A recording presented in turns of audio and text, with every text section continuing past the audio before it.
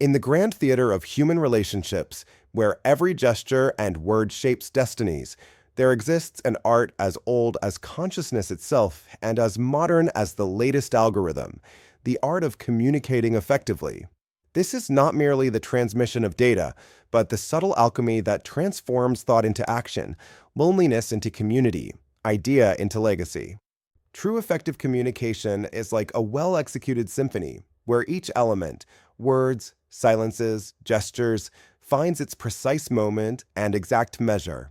The great communicators in history, from Cicero in the Roman Senate to the visionary leaders of our digital age, have understood that power does not reside in the accumulation of words, but in their strategic arrangement, in their calculated cadence, in their ability to resonate deep within the human spirit. At the core of this skill lies a fascinating paradox. The more we master the principles of effective communication, the more natural and spontaneous we seem. The speaker who captivates their audience is not following a rigid script, but has internalized the art of communication so well that they can improvise gracefully, adapt to the moment, and connect authentically. Like a virtuoso musician who, after years of practice, can play from the heart, the expert communicator makes what has been studied appear intuitive. Body language, that dimension as eloquent as it is often forgotten, constitutes the essential counterpoint to words. Our gestures, our posture, the space we occupy, and how we occupy it all communicate with a voice that is often more powerful than our verbal statements. A revealing study from the University of California showed that when our words and body language contradict each other, interlocutors believe in the body language 80% of the time, regardless of what the words say. Active listening, that great forgotten in a world obsessed with sending messages, is actually the foundation upon which all true communication is built.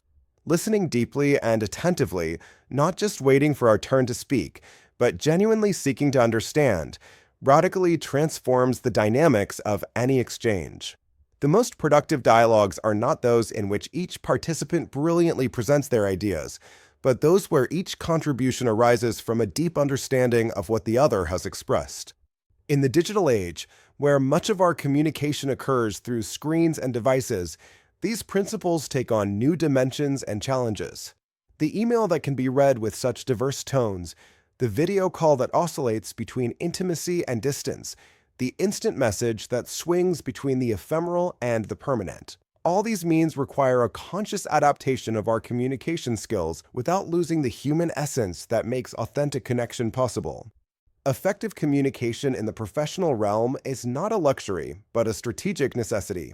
In a 10-year longitudinal study following professionals across various industries, Stanford researchers found that while technical skills were the threshold for entering an organization, it was communication skills that determined who advanced and who stagnated.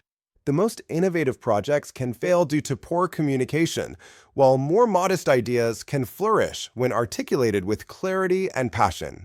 Rhythm, that element as crucial as it is difficult to define, is the underground current that carries the message from the sender to the receiver.